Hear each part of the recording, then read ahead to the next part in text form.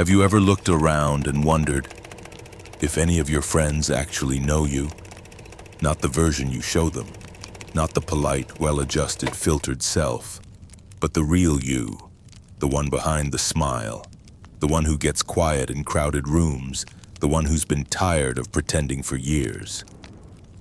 Here's the bitter truth. Most of your friendships are not based on authenticity. They're built on unconscious roles, mutual projections, and the silent fear of being alone. Carl Jung, one of the most unsettling thinkers of the modern world, believed that what we call connection is often a psychological illusion, a performance, a mutual exchange of masks. He called it the persona, the social face we wear to survive. A carefully constructed image that says, "This is who I am. This is what makes me acceptable. This is how I belong." But here's the problem. When everyone's wearing a mask, no one gets seen. We become actors, performing closeness, repeating lines we've rehearsed since childhood. "Yeah, I'm good. I totally get it. Let me know if you need anything." But behind that smile is exhaustion, a quiet ache to just be real, without having to earn it. And that's where Jung's work punches through the lie. He warned that the persona, while useful, becomes dangerous when we forget it's a mask, when we identify with it so fully that we mistake it for our actual self. And then what happens? We show up in friendships not as we are, but as who we think we need to be. The helper, the listener, the funny one, the strong one. We become roles, not people, and eventually that role becomes a prison. You feel empty after long conversations. You feel unseen in groups that are supposed to feel like home. You smile and nod while your soul goes silent inside. And the worst part, you think it's your fault. But what if the problem isn't you? What if it's the entire system of how we form relationships? Social psychologist Irving Goffman mirrored Jung's ideas decades later. He said, "All the world's a stage, and we're all actors, adjusting our tone, body language, and emotional availability depending on the audience." But here's the catch.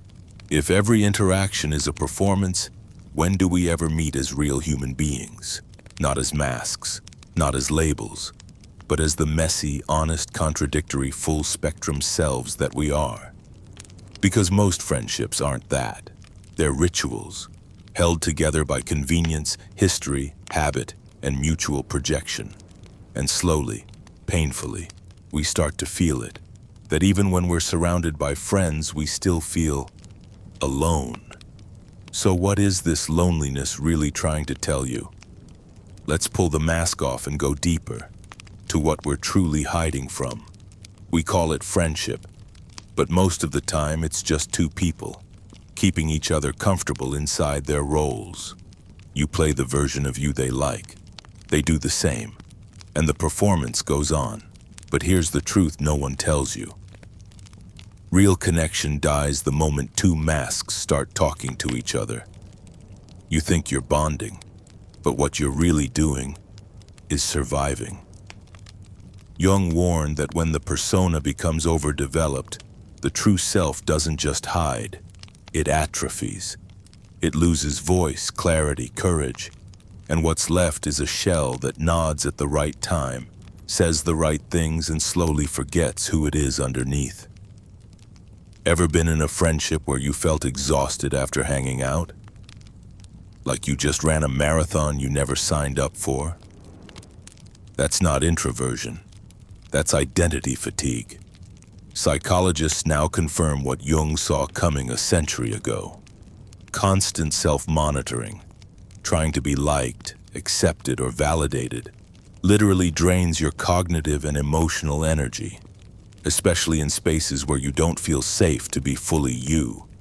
You end up burned out, not from work, but from belonging. And this is the part no one likes to admit. Most people don't want to see the real you. They want the version that's easy to manage, the version that doesn't challenge their comfort, the version that stays predictable. So when you finally drop the mask, They pull away, or worse, they get uncomfortable, even angry. Why? Because your honesty threatens the illusion they've built around you. And if they have to see you clearly, they might have to see themselves too. And nothing scares the modern psyche more than self-confrontation. That's why we stay in character. That's why we keep smiling. That's why we perform friendship instead of actually feeling it.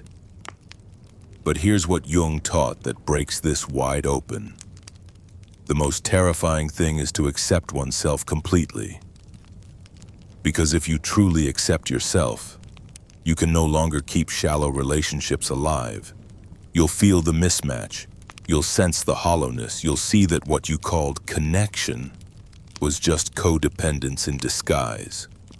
And when you finally see that, you start to question every conversation, every shared laugh, every deep talk that never touched your soul. You realize you were bonding through performance, not presence. And it hurts. But that pain, that's the crack where the light gets in. That's the moment the real work begins. Because until you know the difference between intimacy and image, you'll keep calling echoes relationships. So let's go there. Let's go beneath the mask, into the shadow it was designed to hide. So here's the question. If most friendships are built on masks, then what's underneath them? Carl Jung had an answer, and it wasn't pretty. He called it the shadow, the part of your psyche that holds everything you've rejected, suppressed, or refused to acknowledge about yourself. Not just the anger, not just the envy, but also your power, your sexuality, your ambition, your longing to be seen in ways you were told were too much. The shadow is where we bury the parts of us we thought would make us unlovable. But here's the twist. What we bury doesn't die. It lives, and it speaks, through projection. Projection is one of the most powerful, most unconscious forces shaping human connection. It's what happens when your psyche can't face something within, so it assigns it to someone else.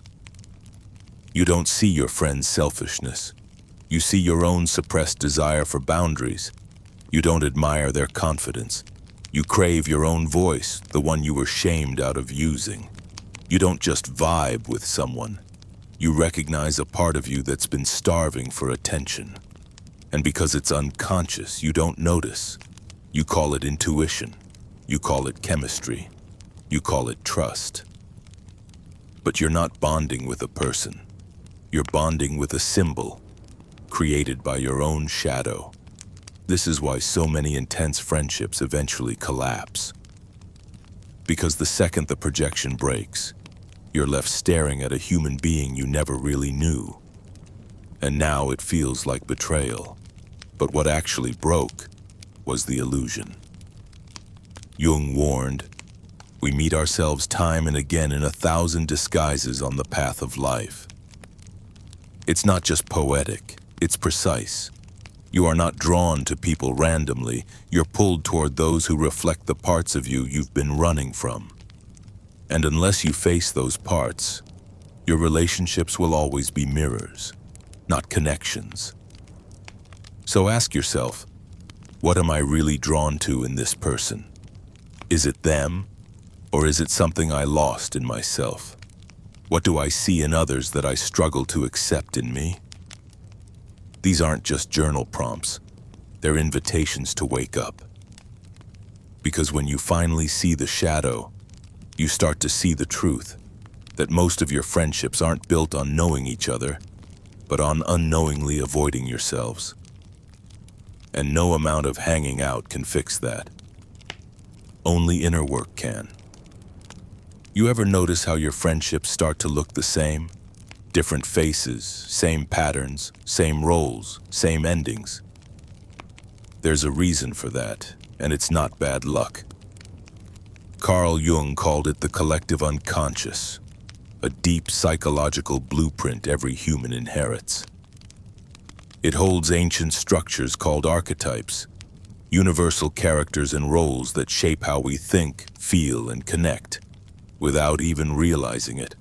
The hero, The victim, the rebel, the healer, the savior, the outcast. These are not just story tropes, they're psychic forces. They live inside all of us, and they're constantly playing out in our relationships. That's why in almost every friendship group, you'll find the listener, the funny one, the responsible one, the wild one.